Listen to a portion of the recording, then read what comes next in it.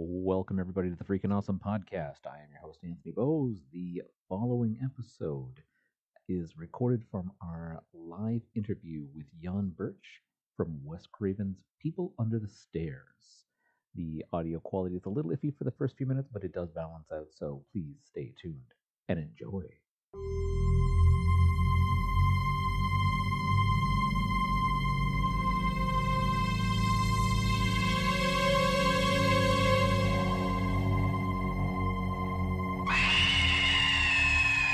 Yeah, man.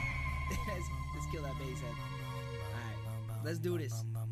I'm on the air, we got this pockets flow. It's me and Tony on the mics, we gotta let you know of current events, little gaming, sprinkle in some entertainment. We stay humble, but our moms still think we're famous. Turn up the bass and baby, maybe let that magic flow. Our spoken word is all the things you really wanna know. Having a good time on the show, T-Bows and Matty G. Tune in and hit subscribe and join us on the FAP. Welcome, everybody. Hi, it's Yan Birch. Hey, buddy, how are you? Doing wonderfully, Yan. How are you? I'm good, man. I'm good. I guess I can take my celebrity sunglasses off. What's happening? Comfortable with that works for us.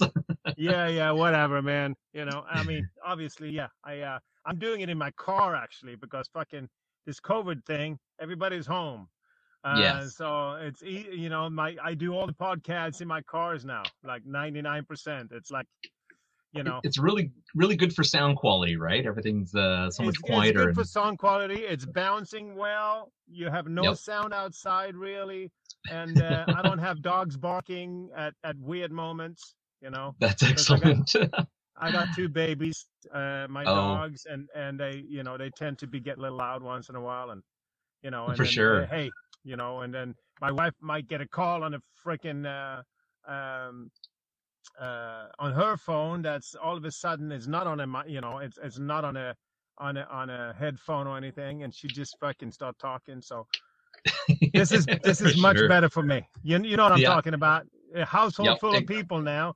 It's been there for 6 months. I'm like, shit, I don't know when I'm gonna get out of my fucking house.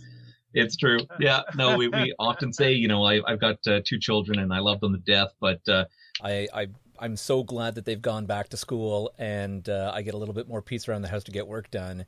And then, of course, when things get a little hairy and they're like, oh, we might close the schools down, I'm like, no, it can't happen. They have to stay. No!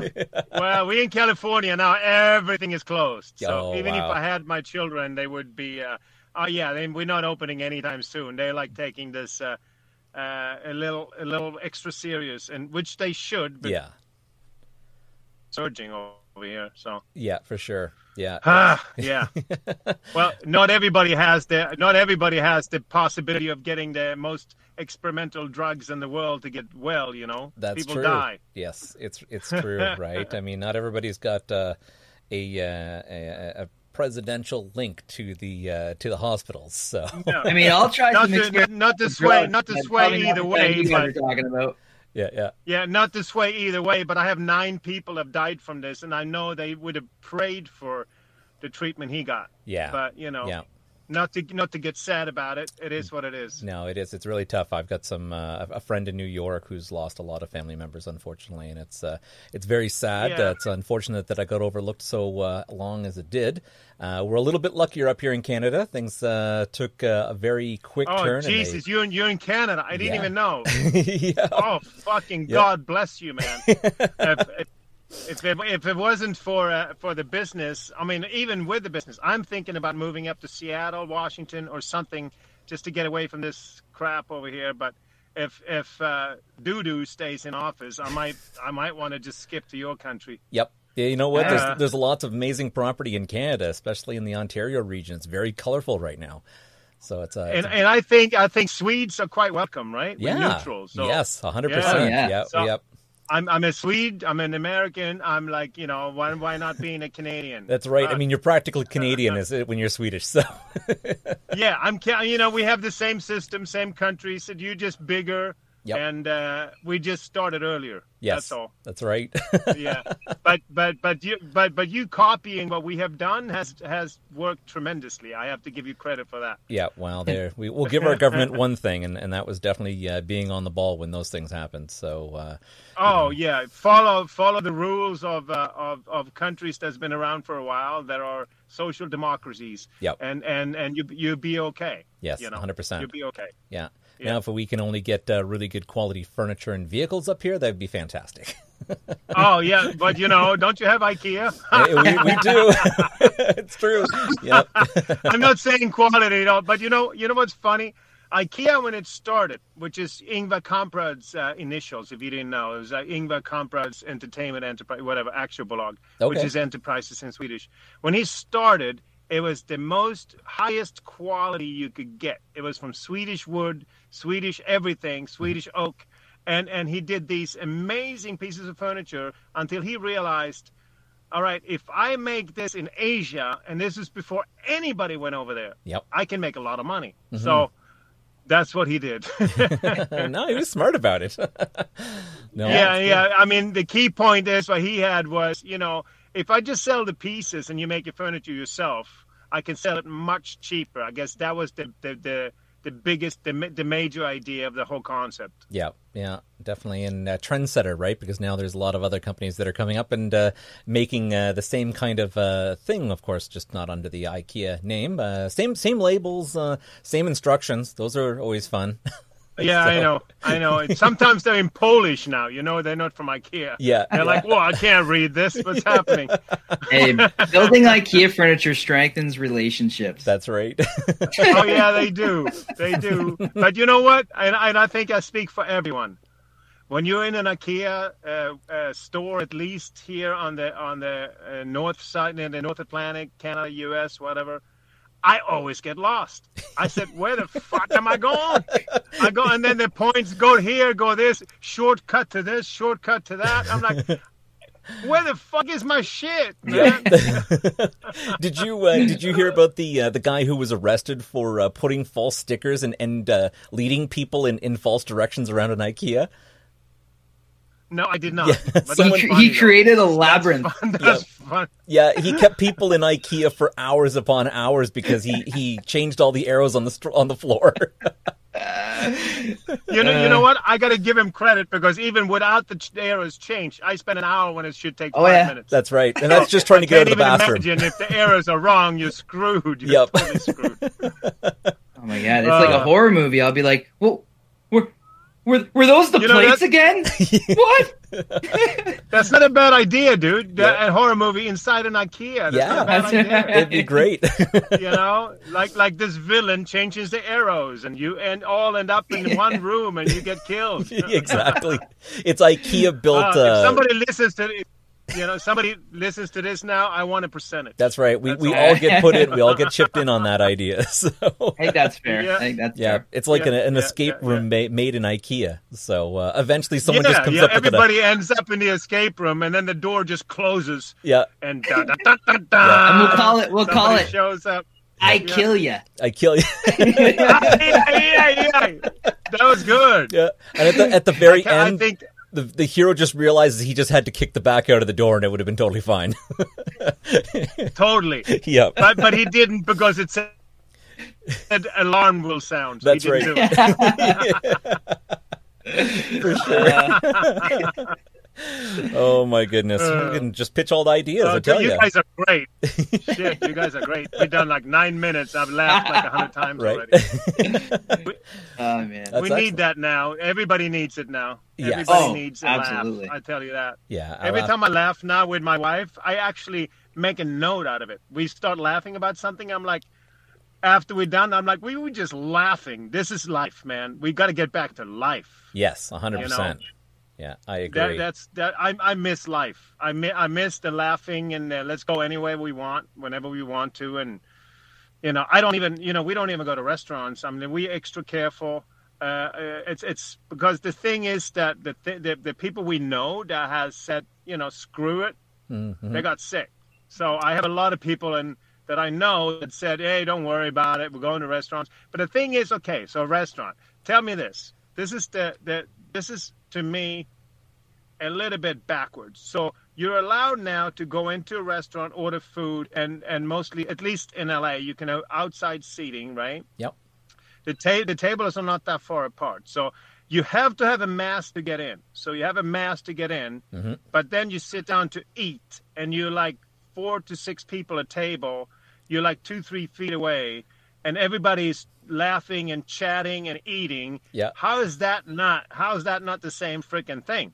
I mean, you know. It's true. I think they're trying and to... then they leave the restaurant. They leave the restaurant and put the mask on. I'm like, dude, you were just in there with about 50 people. Yeah. Spreading whatever you have. So if you have it, they might have it. So what's the difference, really? I think up here in Canada, because we have so much more space, like you've got like 7 to 10 feet between each table.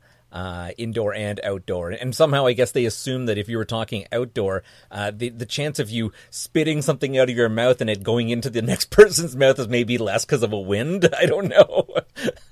I don't know, but you know, the CDC finally just came out with saying this is airborne. Yes, and I'm like, you should have told us that in February, right? Because you know, it's freaking airborne, man. Yeah, you know? Exactly. Well, what happened to that? You can see. What happened with that whole chatter of it? When the winter comes, it'll die off. I mean, the temperatures have dipped down pretty low here sometimes, and it's still going. It was lies. Hey, we had 115 here 2 weeks ago, and we had the biggest surge that week. Yeah. I think this is what I have to tell you about this, because I know a little bit more about it, actually. I have a cousin. My wife's cousin is a medical scientist at Pfizer. Okay. He told us that right now this virus is something I've never seen before, which normally when the virus comes out, it's not, but he said the difference between this and most of the other viruses is that it just replicates itself and it makes different forms of it. Like in extreme speed compared to other flus and viruses. Flus are different every year. So if you say that, if you look at what the flu is doing every year, the virus, it's a little bit different every year. That's why the flu shot might not work. It might work, but this does it like a times 10,000.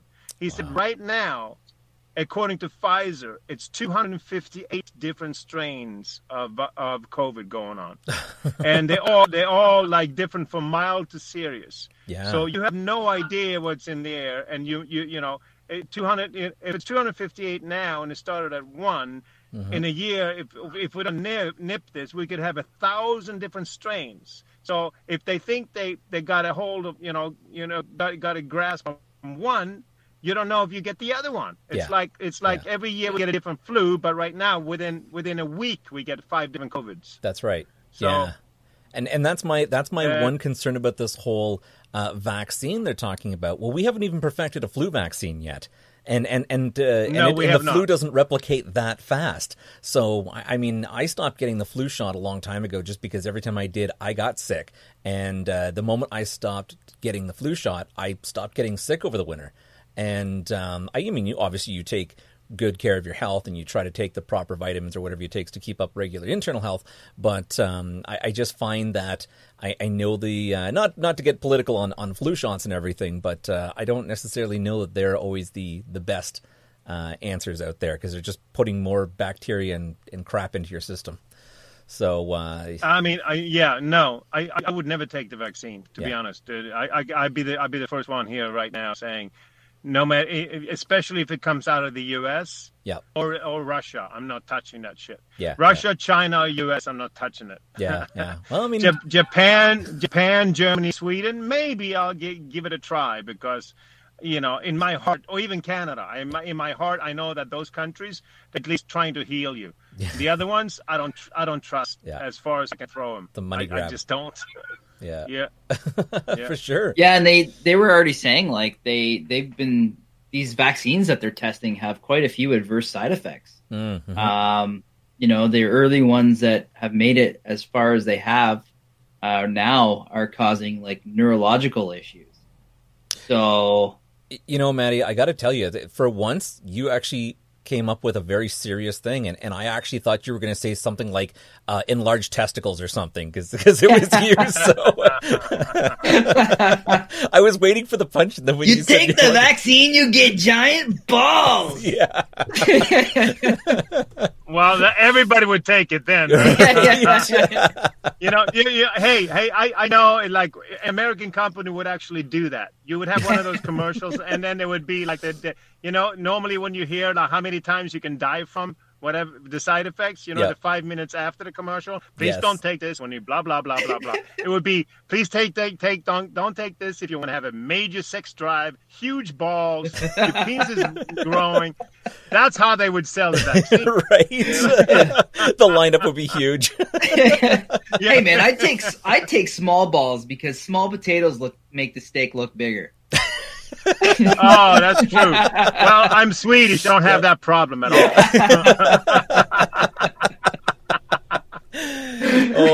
You know, it's really funny you mentioned about Americans marketing on thing. I don't know if anybody remembers Carefree gum.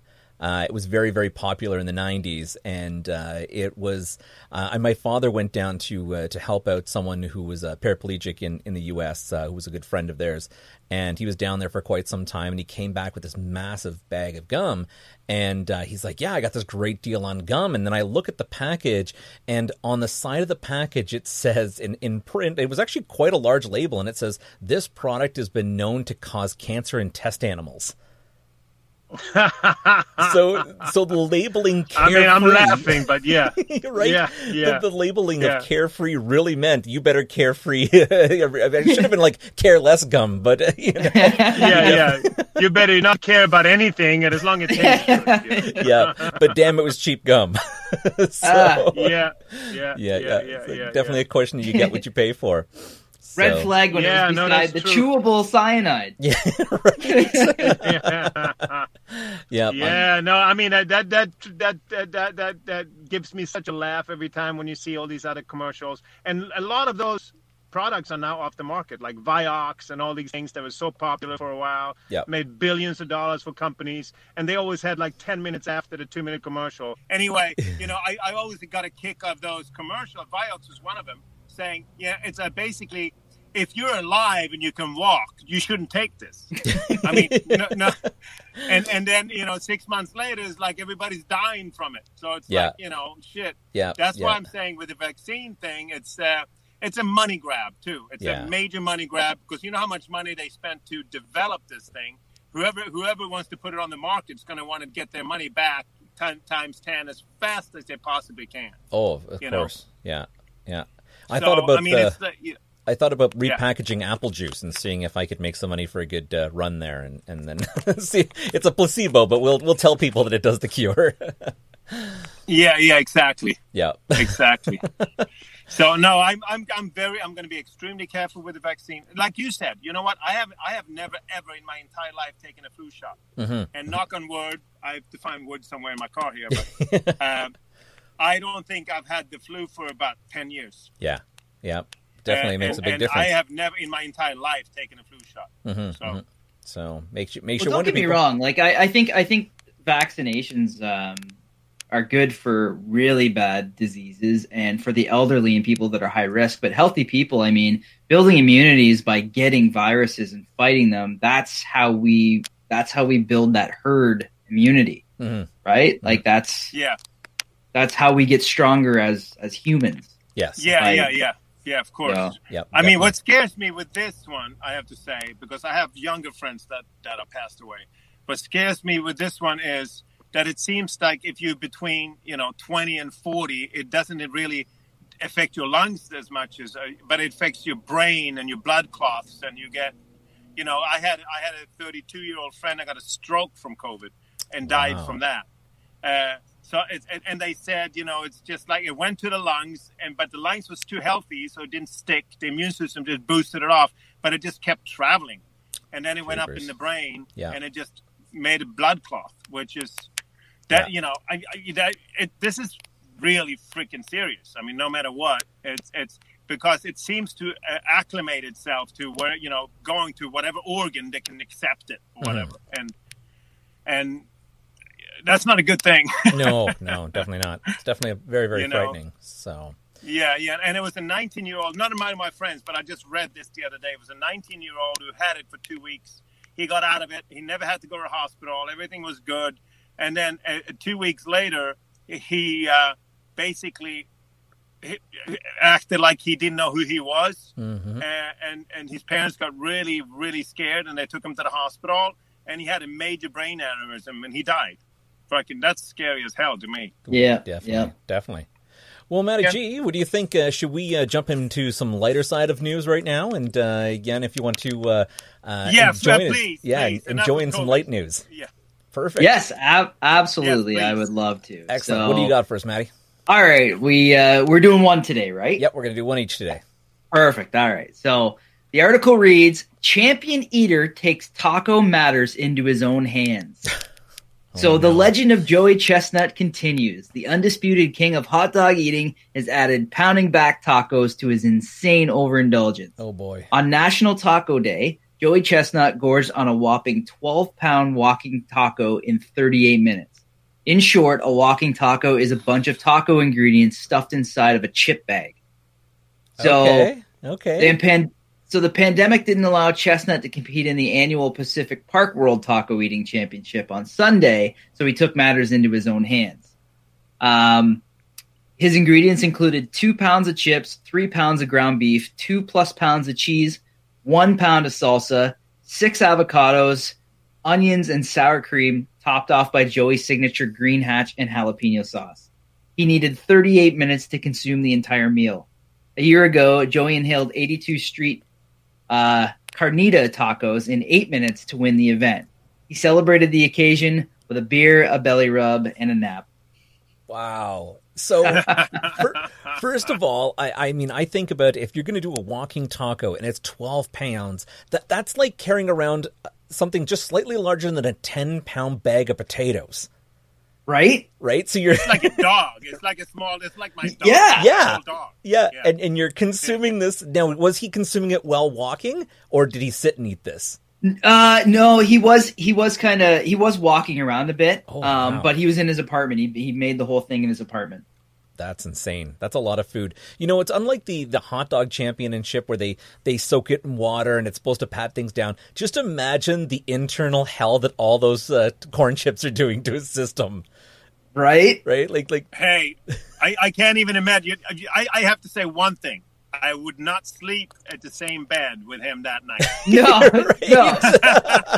Like the burrito challenge. I had plenty of toilet paper in the bathroom if I were him. He's also going to set the world record for longest dump. I would imagine that's on its way. I can't even imagine. I do taco nights every Tuesday, me and my wife. Yep. We have a couple of tacos and a burrito. And trust me, I go a little more than normal the next day. I'm like 12 pounds of that. 12 pounds, that's insane. Take a week off. Just put a sign on the frickin' door. Yeah. I wonder if he has to just buy a new toilet after that. Does he have to get a company come in and roto root his system? Yeah, dude, I'd rent a hotel for that week. Exactly. Oh man, the damage you can do. Well, oh my God! So it's really funny. I don't know if you've seen this, but my article, of course, is a food-related one as well. And the title on this one was "Illinois Man Keeps a Sandwich That Richard Nixon Ate 60 Years Ago." So 60 years ago, this gentleman basically was young. He was a Boy Scout, and Richard Nixon had come in to celebrate an event that was in town, and he spoke, of course, with politicians in the town and everything, and basically he'd taken a bite out of a buffalo barbecue sandwich, and then left it. And of course, when everybody left, this kid ran up, who was 14 at the time, grabbed the sandwich and took it home. Now, he told his mom that, this was a sandwich that Richard Nixon had a bite out of, so they preserved it in a jar in a fridge. Now, that sandwich got this guy on some multiple television shows and everything, including Johnny Carson's show, talking about the sandwich. Well, it's been 60 years, and the sandwich is still surviving. But then, of course, along the way, he has picked up some other things where I think even Johnny Carson himself decided to give him like a used napkin and something else to go with his collection. So it was the 60th anniversary of a half-eaten Richard Nixon sandwich. Wow. Oh my God. Sandwich gate. Right Yeah, there. right? I mean, and he keeps it in his fridge with a label saying, "Do not throw out." I Oh my personally God. think I would put a label on it saying, "Please do not eat," or a reminder on those late night where you're like really hungry, don't eat this sandwich. It'll probably Was Yeah, it like a yeah, but, McDonald's burger that never goes bad? Yeah. Or right? Yeah. Just I mean, this was a. I don't even know if it was a fast food. I think it was something that someone had made. So hopefully there was some real food in it. Maybe it would mold if it wasn't in a fridge that long. So Well, he must have put it in the fridge quickly, or it would have been disintegrated by now. Yep. I would hope. yeah. So imagine that. And if not, if it's not, then I would know. Yeah, I want to know what's in that sandwich, and I never want to touch it again. Exactly. Yeah. So he's super proud of his sandwich, and he says he plans on holding on to it for a little bit longer. And even though there have been lots of people who have offered him money for it, some people said it should go into a museum. I would imagine that would be a pretty pathetic museum. But he's going to hold on to that. It's his prized possession. Wow. So. Wow. I would imagine nowadays, Nixon's looking pretty good in controversy. Oh, Nixon is a fucking pioneer now compared to Yep.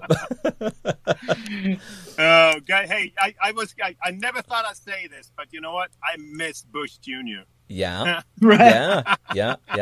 You know what? I mean, this is where we made the joke the other day. My wife and I were talking about it, and I think even Maddie, I think you and I had mentioned it. But it's strange that Clinton goes to jail for a blowjob, but here's a man who has stolen from children's charity, who has repeatedly lied on camera, and still going. So. Where's the system? Yeah, I mean, I think he's got something on everybody in that freaking Senate. He's got something on something, because I don't know what's Has happening. to be. Or they're just afraid of what he could be doing, because he knows all these publishers of these freaking bullshit gossip magazines and all that. He knows a lot of powerful people that helped him and he helped them, and scratch your back, scratch my back kind of thing. The thing is, if Obama would have had an affair and paid $130,000 for her to shut up, he would have never become president. Oh my gosh. Yep. Yeah.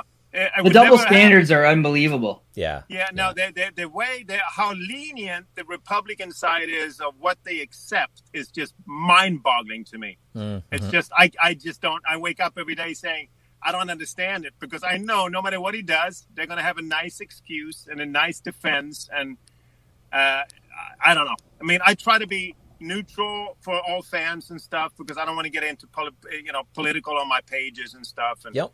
And I'm trying to be very careful, but lately I just have to, once in a while, I just have to comment on something, because I'm like, dude, man, I have to say something. But we don't get very political here, but all in good fun. It is quite easy to voice a few opinions every once in a while, and I'm sure there's many things that he has done that has been fantastic. But there's always a flip side, right? It's so funny that other presidents have been called out for very, very minor things in the grand scale of things. That's all. I just find it very interesting that there has been something so crazy and it's just been glazed over, which is so strange. Yeah, man. Last time I checked anything about it, I think Biden was up quite a bit anyway. So Yep. I'm hoping they don't have to deal with this much longer. Yeah, for sure. hey, Welcome back. Hey, you know what happened? This has never happened to me in my entire life. My phone shut off because it was too hot. Oh, wow.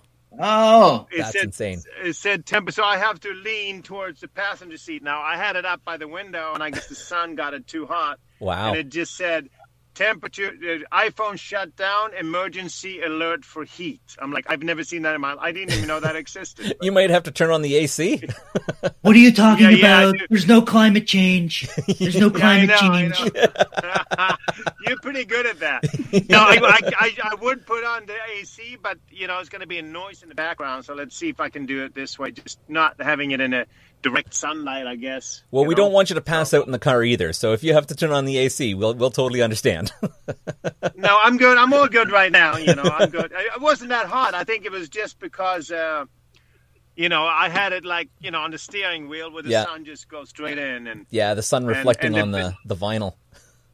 Yeah, the back was hot. The front wasn't hot. So anyway, long strange. story short, we were talking about past Republican presidents that when they were in power, I can't say I liked them very much, but now I wish them, I want them back badly. Yeah, right.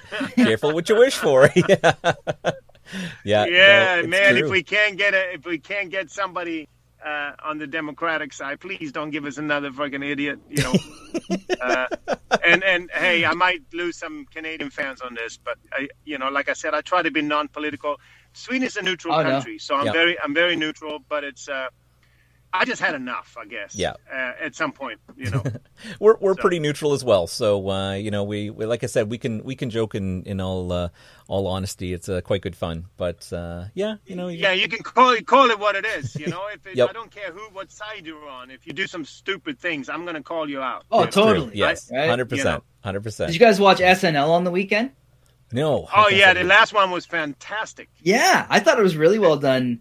They had Jim Carrey playing Biden. It's really I good. know, I saw that. Really funny. That was awesome. Yeah. That was good. I mean, they make a lot of fun of him too, of course. Yeah. Oh yeah. And I mean, and all the fun they made of Obama and Clinton and everybody else. It's like the thing is though, and I have to say this honestly, and I think you as Canadians will don't completely get what I'm saying. When that happens, Obama comes on as a guest laughing with it. Yes. When that happens to Trump, he can't stop tweeting how awful they are. Yeah. It's like he's taking it so personal, and I guess that's my biggest problem. Yeah. You have such a narcissist in power that can't even take a freaking joke. Yeah. I'm going to take my ball and go home. Yeah. Totally. Yeah, 100%. Totally. So. Yeah. Now, when you had unfortunately shut down there for a second, we were starting to talk about People Under the Stairs. Oh, cool. And in our festival celebrating October, our Faptober. Of course, this is now our second day of Faptober, and we're talking about some wonderful films that you were in. And I had to ask you, basically, Maddie hadn't seen People Under the Stairs, and it is such a wonderful Wes Craven cult classic. And I honestly didn't understand the relationship between the father and the mother until 3/4 of the way through the movie. And then I was like, oh, that got even weirder. Yeah, for sure. Yeah. So how does one come into this particular movie? I mean, you were still kind of relatively new in the LA scene when you were cast for that movie, were you not? Yes, I've done one feature film in the U.S. with Roger Corman, Slumber Party Massacre 3. Yes, yeah. I did that, and then I got called in to see Wes, first the casting director, and then Wes called me in as a callback to meet with him. And at that time, my character wasn't developed at all, which is one of the things that Wes does, which I didn't know at the time, but then I learned afterwards. He does that a lot with his movies. He called me in, and in the script, I was just called, I was just the oldest people, the oldest kid they kidnapped. And I was leading the pack, so to speak. But he wanted something much, much more than that. So we basically just chatted for a while. And my actual audition was for I did the same actions as Sean Whalen had to do for Roach, because he didn't really know what to do with my character yet. So I was basically acting out some Roach scenes in the audition. And then after I got the job, I had another meeting with Wes, and he said, if you read the script now, it's not too much on the page for you, but what I'm seeing is something much, much bigger. And the name Stairmaster hadn't even been developed yet at that point. He just called it the big one because he was the oldest one. So and we started filming, and I'm very grateful and happy he liked what I was doing. So every morning he more or less came to me in my trailer and said, "I have more pages for you. I have more pages for you. I have more pages for you." The longer we shot, the more he developed for my actual character. And then he's like, wow. He said, he said he came in one day with the biggest smile on his face, and he said, "The Stairmaster. I know now. You're the Stairmaster. I said, well, and when he said that, I didn't really realize, but in the back of my mind, I'm thinking, something cultish is going on over here, and I will, gratefully and appreciative enough. I was happy to live on that, for a long time. That giving me so many things, and not only the movie and the character and the role, even just the name.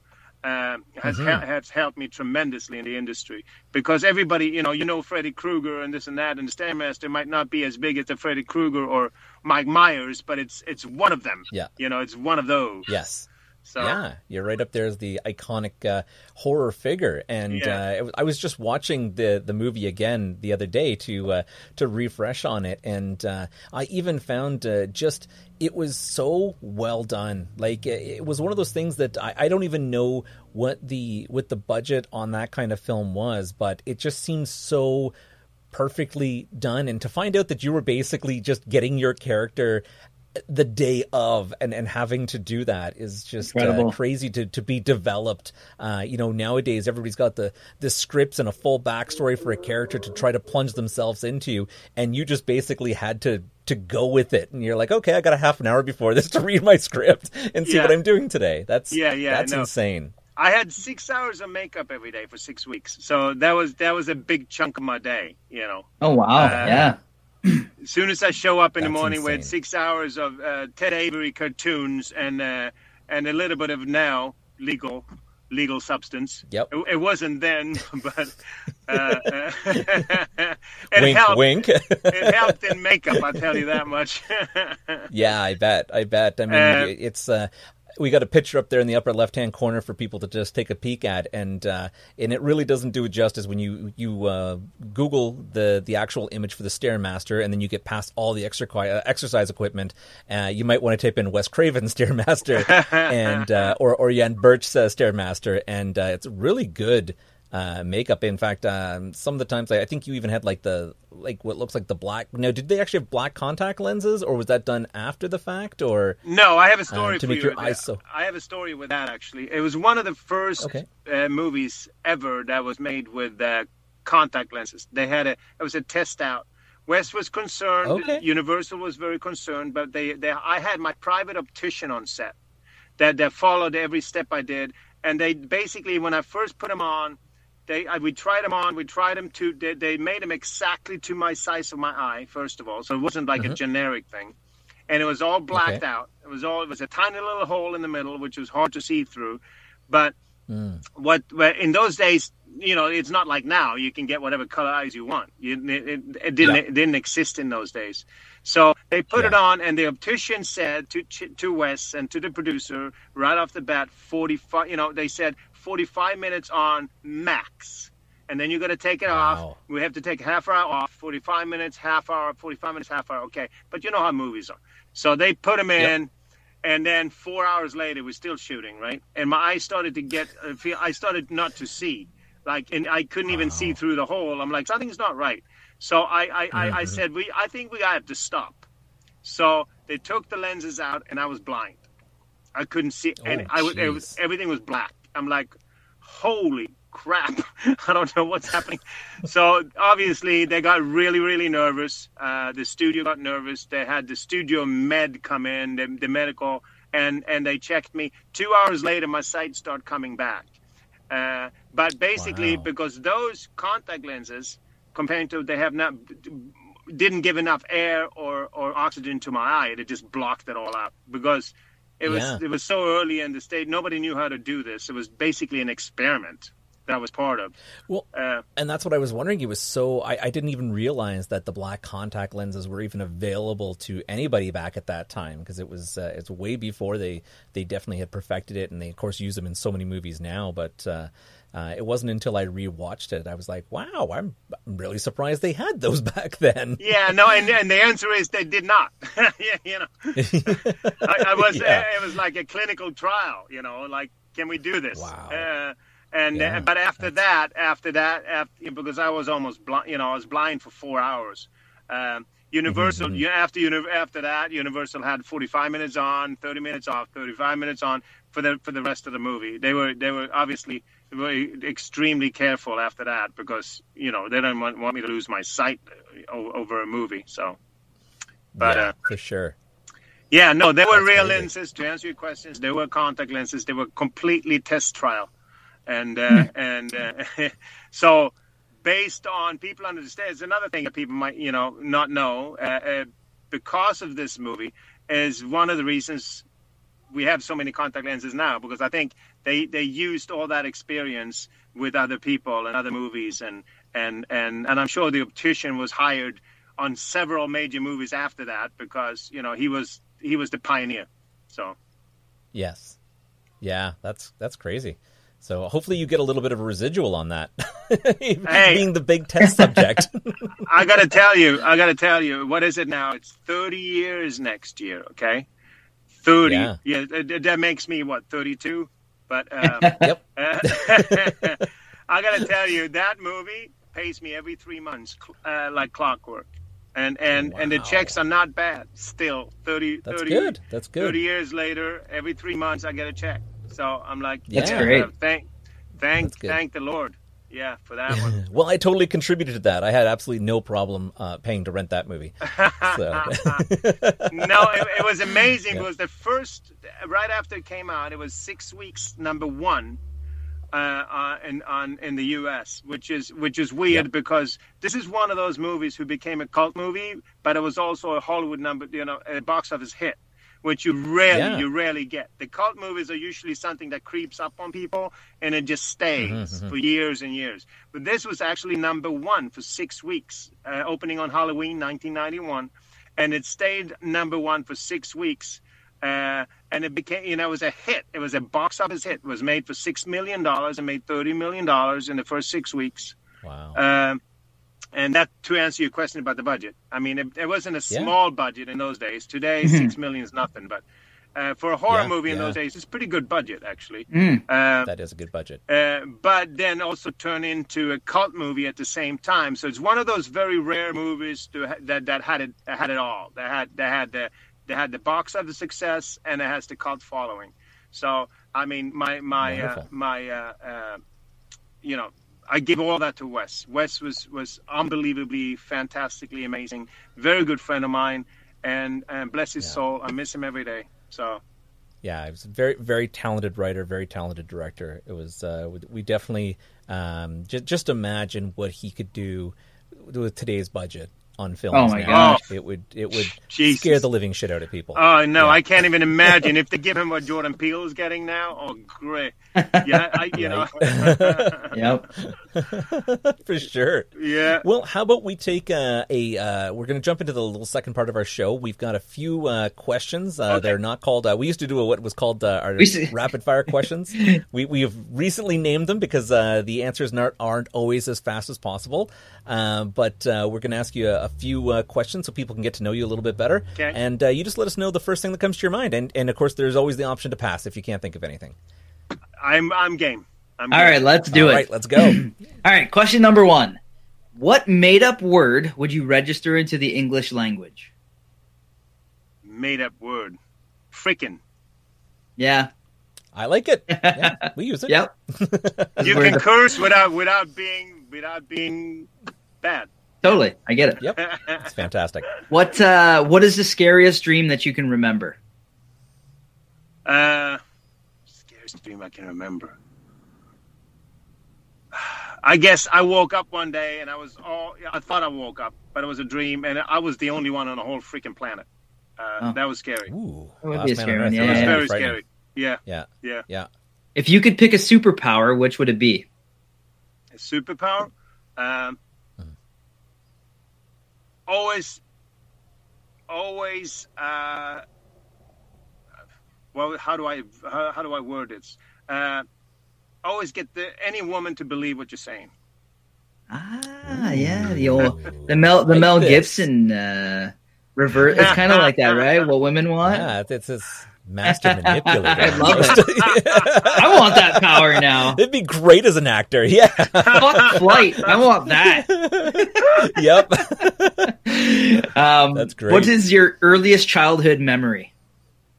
My earliest childhood memory was it's actually it's a weird one. I think it's not super happy. It was my dad sat me down. I was I think 5, and I realized I'm going to be 50, and I told him I'm going to be 50 in a certain amount, and he said, "Oh yeah, you're going to celebrate my passing at that point." And I'm like, "What are you talking about?" I think that was my first memory. That stuck with you? Yeah, that stuck with me. I was only 5, and I'm like, what is he talking about? Yep. Yeah. Parents live totally. forever. Yeah. What activity makes you the happiest? I like to run. Nice. Okay. I run and meditate. Both makes me great. very happy. Yeah, both are very good. I meditate. So what you're saying is in a zombie apocalypse, we definitely want you on our team. Yeah. He'll be the fastest, okay. least stressed guy there. Yeah. I have always said that if the zombie apocalypse comes, I might be fucked because I'm the worst runner in the world. So either you better give me a really good weapon or have someone carry me. Yeah. Not me. Yeah. If you could learn a foreign language, which would you choose? Right now, Chinese. You never know. Yep. I mean, I speak 4 languages as it is, 5 a little bit Italian, but I think that's the language. You kind of have to know what they're saying. Yeah. Does that feel like it's an unfair question, or is that just even crazier because you've got like 4/5 under your belt? So, yeah. I mean, it just Swedish. means that you're going to keep on going. I don't know about Canada. I've been in Sweden. You have to know 3 by the time you're 16. So we don't really have a choice. Man, we're lazy. Yeah. You only have to technically only know 2. Yeah. Even then, the second one you don't have to know very well. At 9, we have to start English, and then at 13, we have to pick a second one, and then so that's 3 already. And then if you go to college, you pick a 4th one, so that's already 4. And then I lived in Italy for a while, so that's 5. Yeah. Wow, that's amazing, man. If you could relive a decade, which would you choose?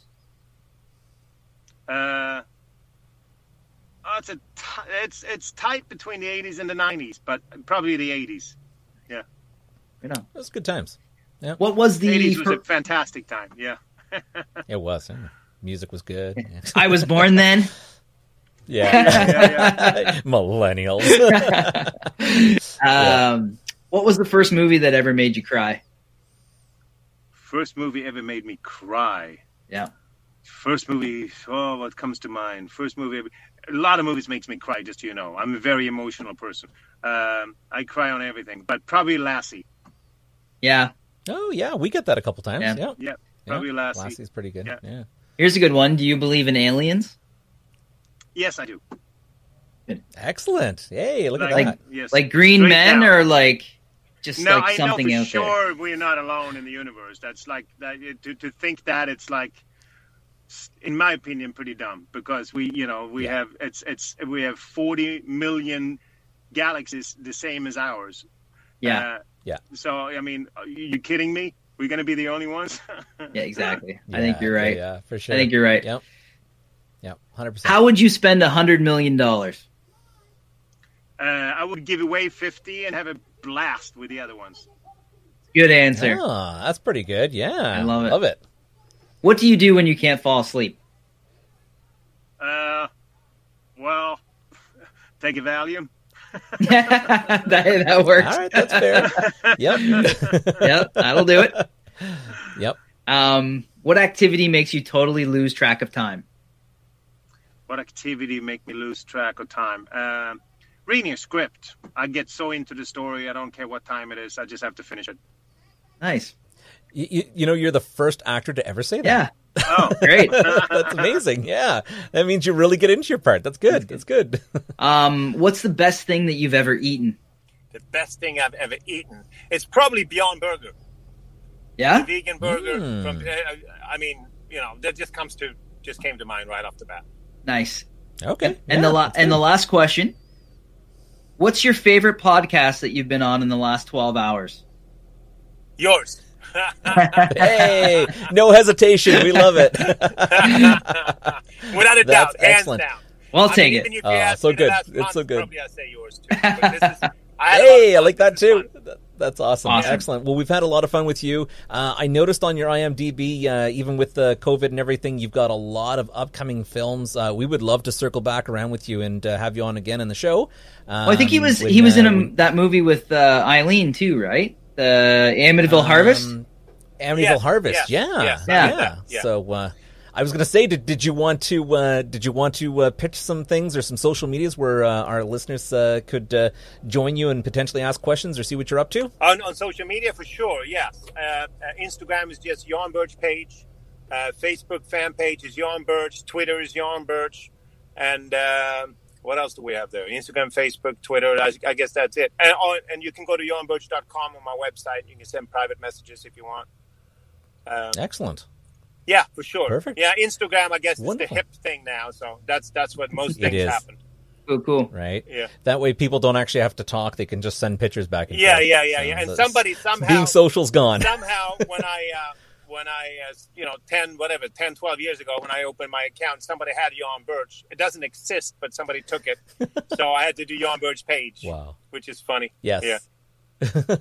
That's excellent. Well, we'll be sure to, for people who are going to be listening to this episode after the stream, we will put that up on our guest page. Please and do. We'll make sure we got a beautiful picture of Yan out there, and you can get to any of his links through our page as well. Yeah, and you know what? If you have a minute, just always look at my IMDb page because, I hate to be one of those actors, but this star meter shit is going crazy in Hollywood. It's just like, especially now with the COVID, because you don't see anybody in person.